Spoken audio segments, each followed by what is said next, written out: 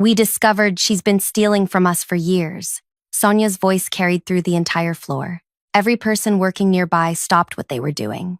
I stood next to the water dispenser, holding my cup. My hand didn't shake. Not yet. Years, she repeated, turning to look directly at me. Right under our noses.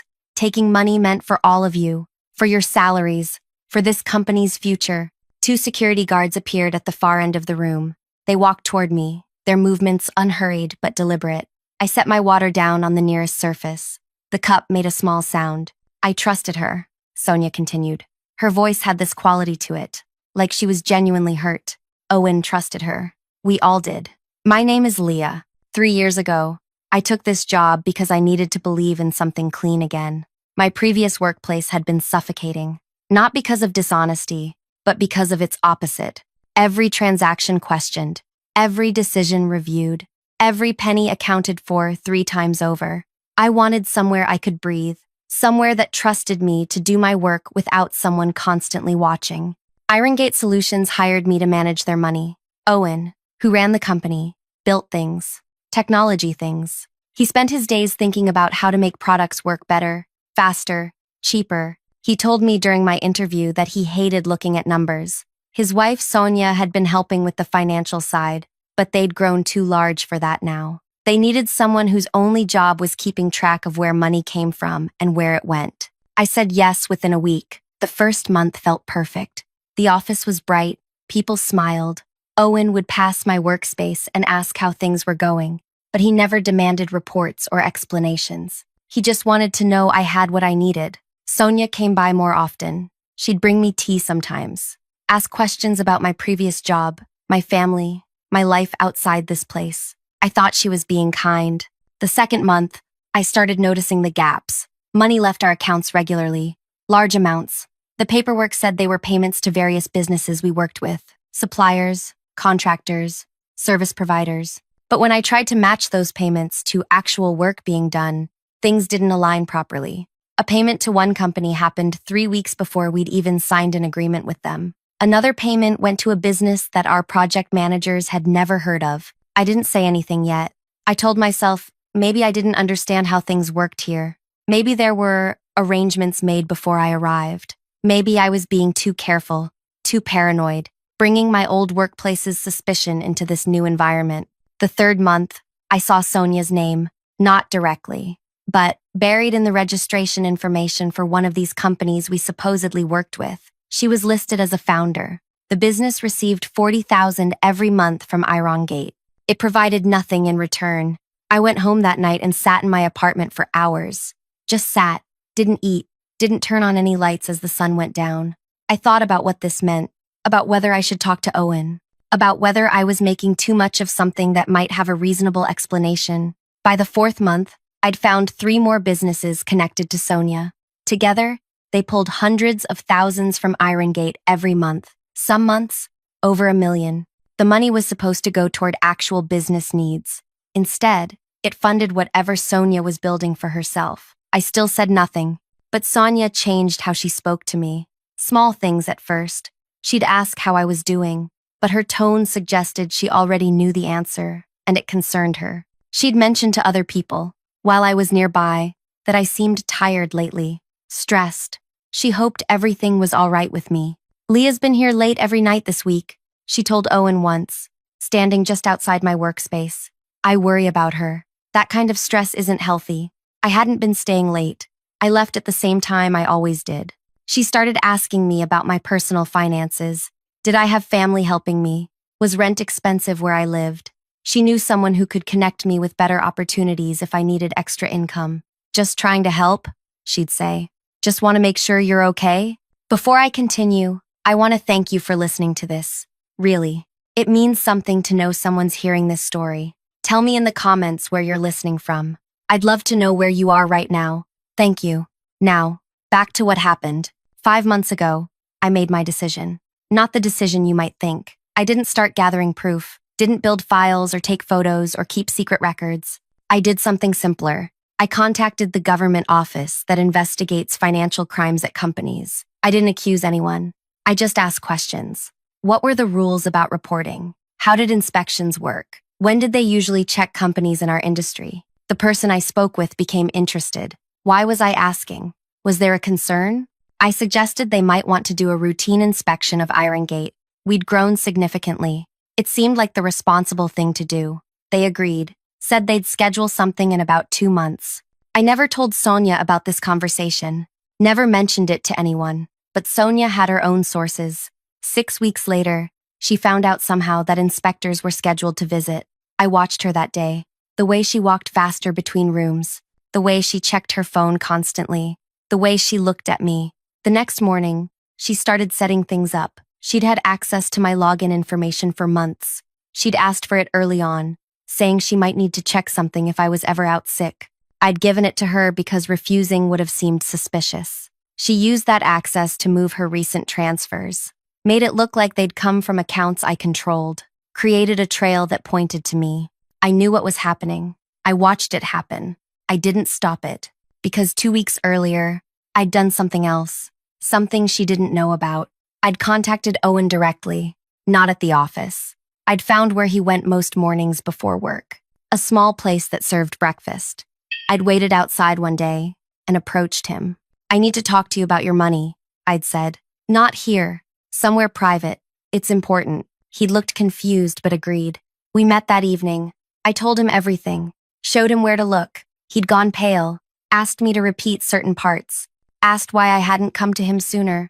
I told him I'd needed to be certain first. I needed to understand the full picture. The inspectors, I'd said. They're not coming in 2 months like Sonia thinks. I spoke with them again. They're willing to come earlier, much earlier. They could be here next week if you authorize it. Owen had authorized it. So when Sonia made her announcement that afternoon, when she pointed at me and declared I'd been stealing, when those guards walked toward me, I knew what was really happening.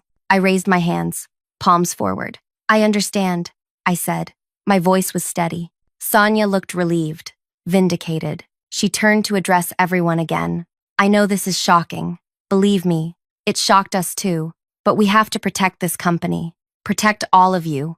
The guards reached me. One of them spoke quietly. Ma'am, we need you to come with us. Of course, I said. What Sonia didn't see were the 3 people in Owen's office. They'd been there for 4 days, going through every transaction, every transfer, every account. They wore regular clothes. They'd entered through the side entrance early each morning before most people arrived. Owen had given them everything they'd asked for. What Sonia didn't know was that they'd already traced every penny she'd taken, already confirmed which accounts were hers, already prepared their report. The main entrance opened. 4 uniformed officers walked in, not security guards, actual officers, the kind with badges and authority that extended far beyond this building. They walked past me. They walked past the guards holding my arms. They walked directly to Sonia. Ma'am, one of them said, we need you to come with us. Now. Sonia's expression changed in a way I'd never seen before. Her mouth opened slightly. Her eyes moved from the officers to Owen's office, where the door now stood open. The 3 people who'd been working there for days emerged, carrying boxes and folders. There's been a mistake, Sonia said. Her voice was different now, higher. I'm the one who reported the theft. I'm the victim here. The officer closest to her shook his head. Ma'am, please don't make this harder. We have all the information we need. Owen appeared in his doorway. He looked at his wife. I'd never seen someone's face hold that much confusion and betrayal at the same time. Not anger yet, just this horrible realization spreading across his features. Owen, Sonia said, turning toward him. Owen, listen to me. She's fooled you somehow. She's manipulated the records.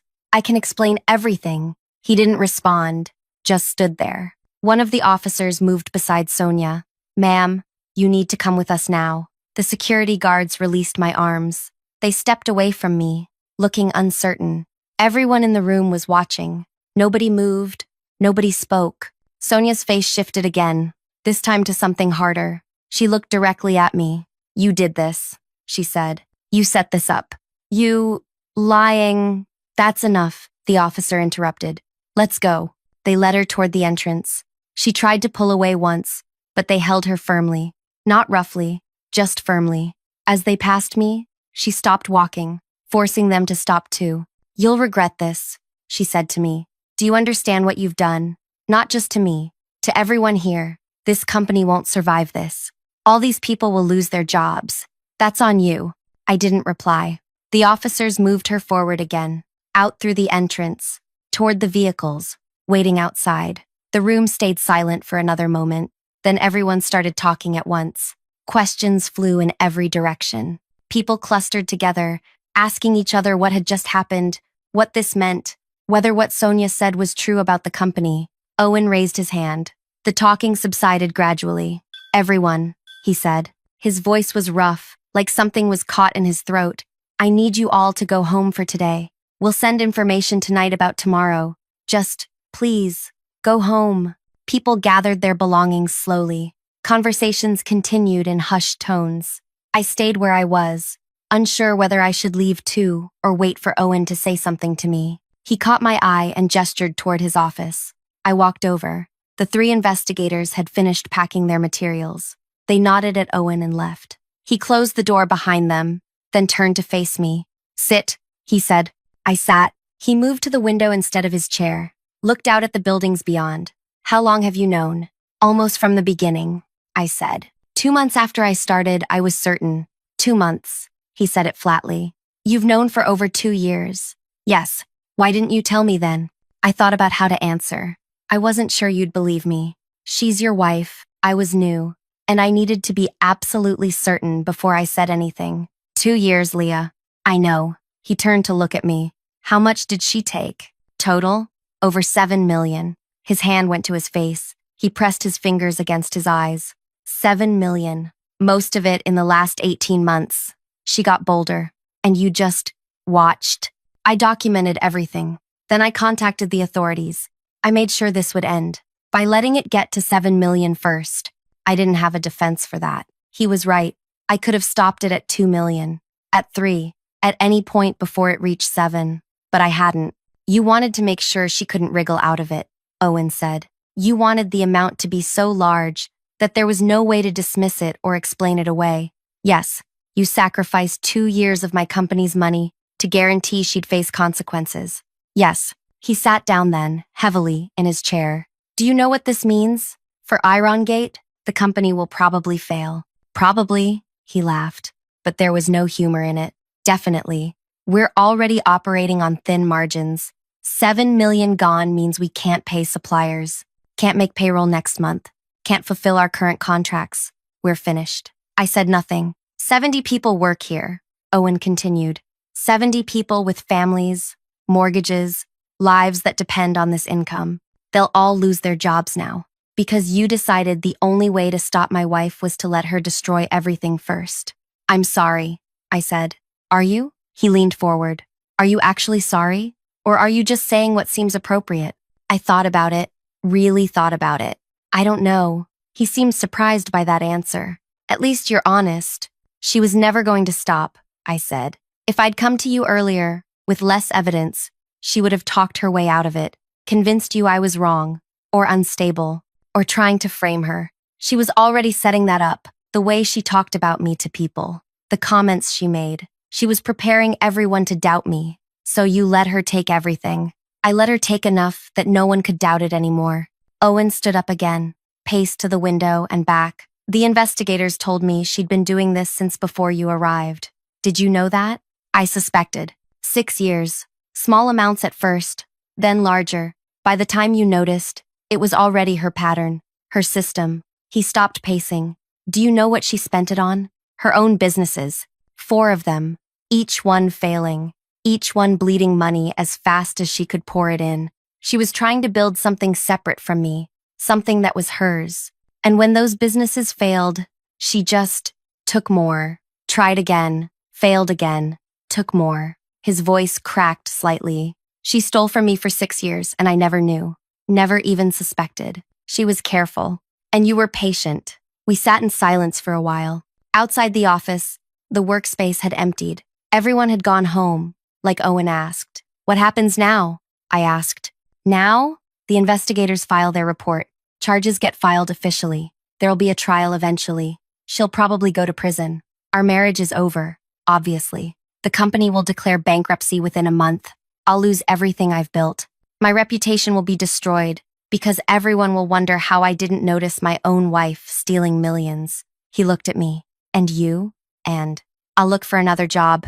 No one will hire you. I know. Word will spread. Not the truth, but a version of it. People will hear that you were involved in a company's collapse, that you knew about theft and waited years to report it, that you let it happen.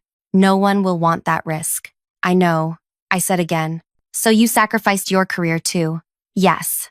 Why? Owen asked. Why do all this? Why not just find another job 2 years ago and leave? Why stay and watch and wait and plan? What did you get out of this? I considered the question. It deserved a real answer. When I first realized what she was doing, I was angry, but then I watched her. The way she smiled at people, the way she acted, concerned and caring, the way she was setting me up to take blame if anyone ever questioned anything. And I realized she'd done this before. Maybe not exactly this, but something like it. She knew how to manipulate, how to redirect suspicion, how to make herself look innocent.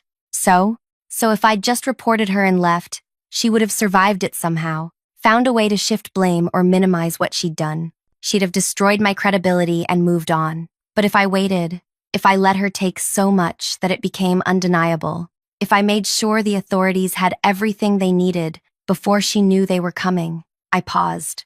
Then she couldn't escape, even if it meant destroying everything else in the process. Yes. Owen walked to his door and opened it. You should leave now. I stood up, walked toward the door. As I passed him, he spoke again. I don't know whether to thank you or hate you. You don't have to decide, I said. Both are fair. I left his office, walked through the empty workspace. My belongings were still at my usual spot. I packed them into my bag. 3 years of working here, and everything I'd kept at this place fit into one bag. The evening air was cool when I stepped outside. Cars filled the lot still, but most people had gone. I walked to my vehicle and sat inside for a moment before starting it. My phone buzzed, a message from an unknown number. I opened it. You destroyed my life, Sonia. Somehow she'd gotten access to a phone. Maybe at the station. Maybe they'd allowed her one call and she'd used it to message me instead. Another message came through. Everything I built, everything I worked for, gone because of you. I started to put my phone away, but another message appeared. Owen will never forgive you. No one will. You'll spend the rest of your life knowing you ruined 70 families. I typed a response. Just 3 words. You did that. I blocked the number and drove home. My apartment felt different when I walked in. Same furniture, same walls, same everything, but different somehow. Like I'd left a different person that morning and come back someone else. I made dinner, something simple, ate it slowly, washed the dish, sat on my couch as the sky outside darkened completely. The local news played on my television. Halfway through, a brief mention. A local business owner was taken into custody today on suspicion of financial crimes. Details are still emerging, but sources say the investigation involves millions taken from the technology company her husband founded. More as this story develops. They showed a photo of Sonia, professional, smiling, nothing like the face she'd made when the officers arrived. My phone rang. A number I recognized. My mother. I let it go to voicemail. She'd heard somehow. News traveled fast in her circles. She'd want to know if I was all right, if I'd been involved, if I needed anything. I'd call her back tomorrow. Tonight I just wanted quiet, but quiet brought thoughts. About what Owen had said. About the 70 people who'd lose their jobs. About whether I'd made the right choice. About whether there had been another way. I didn't have good answers. Maybe there weren't any. The next morning arrived too bright. Sunlight came through my windows in ways that felt intrusive. I got up anyway, made tea, sat at my small kitchen area, and opened my laptop. 63 messages waited in my personal inbox. Former colleagues, people I'd barely spoken to at Iron Gate, all wanting to know what had happened. Whether the rumors were true, whether I was all right. I closed the laptop without responding to any of them. My phone showed missed calls too, 12 of them. My mother again, a former supervisor from my old workplace. 2 numbers I didn't recognize. I put the phone face down on the counter. For 3 days, I stayed inside, ordered food, ignored messages, watched the news coverage grow. The story became bigger than I'd expected. Local reporters found interest in it. A successful tech company brought down by the founder's wife, millions stolen over years. an employee who'd reported it. Some stories made me sound heroic. Others made me sound complicit. None of them were quite accurate, but I didn't correct any of them. On the fourth day, someone knocked on my door. I looked through the peephole. A woman I didn't recognize. Professional clothes. Tired eyes. "Leah?" she called through the door. "My name is Paula. I worked at Iron Gate. Can we talk?" I opened the door partway. "I don't think that's a good idea. Please, just 5 minutes." I let her in. She stood in my small living space, looking around like she was trying to understand who I was from my belongings. "I got the notification yesterday," Paula said. "We all did. The company's done. Officially. We have 2 weeks of pay coming. Then nothing." "I'm sorry. Are you?" She asked it the same way Owen had. Not accusatory exactly, just genuinely wondering. "I am," I said. "I have 2 kids," Paula said, "both under 5. My husband works part-time because childcare costs too much for both of us to work full hours. We need my income. Needed it." I didn't know what to say to that. "Everyone's talking about what you did," she continued. "Half the people think you're brave. The other half think you should have come forward sooner. Stopped it before it got this bad. What do you think?" Paula sat down on my couch without asking. She looked exhausted. "I think you were in an impossible situation. I think Sonia would have destroyed you if you'd spoken up earlier. But I also think," she trailed off. "Think what?" "I think you could have tried anyway, even if it meant she destroyed your credibility, even if it meant losing your job, because trying and failing would have been better than waiting until there was nothing left to save." She was right. I knew she was right. I sat down across from her. I made a choice. It was probably the wrong one. "Probably?" Paula's voice rose slightly. "Definitely. You chose certainty over people. You chose making sure Sonia went down over giving the company a chance to survive. She would have—" "Maybe," Paula interrupted. "Maybe she would have talked her way out. Maybe she would have blamed you. Maybe Owen would have believed her. But maybe not. Maybe he would have investigated. Maybe we could have recovered some of the money. Maybe the company would have survived. You didn't give us that chance." I had no defense. She was saying everything I'd thought during those 3 days alone. Everything I'd tried not to think about. "Why are you here?" I asked. "To tell me this?" Paula stood up. "I'm here because despite everything, I understand why you did it. I hate that you did it. I hate that my family is going to struggle because you made the choice you made, but I understand it." She moved toward the door. "I just wanted you to know that someone sees the whole thing. Not the hero version, not the villain version, just the messy, complicated, real version." She left. I sat in my apartment for another hour, not moving. That afternoon, I forced myself to leave. Went to the store, bought groceries, normal things. As I waited to pay, the person behind the counter looked at me oddly, recognition in their eyes. They'd seen the news. They knew who I was. They didn't say anything, but I saw them whisper to a coworker after I left. This would be my life now. People recognizing me, having opinions about me, judging choices they hadn't had to make. A week later, Owen called. I almost didn't answer, but curiosity won. "The bankruptcy finalized," he said without greeting. "It's over. I heard. I'm selling my house. Moving somewhere smaller. Starting over, if you can call it that, at 47. "Owen, I'm not calling to make you feel worse," he said. "Or better. I'm calling because the investigators finished their complete report. They found records going back 8 years. Sonia had been doing this even longer than we thought, and she'd done it before, at a previous company. Got away with it, because that company settled quietly rather than prosecute. I hadn't known that. If you hadn't done what you did," Owen continued, "she would have eventually taken everything anyway, then moved on, done it somewhere else. The pattern was clear once they looked at her history." "Does that make you feel better?" I asked. "No, nothing about this makes me feel better. But it makes me understand why you waited. Why you needed it to be airtight. Because you knew if there was any room for doubt, she'd slip through." "I'm still sorry," I said, "for what happened to everyone else."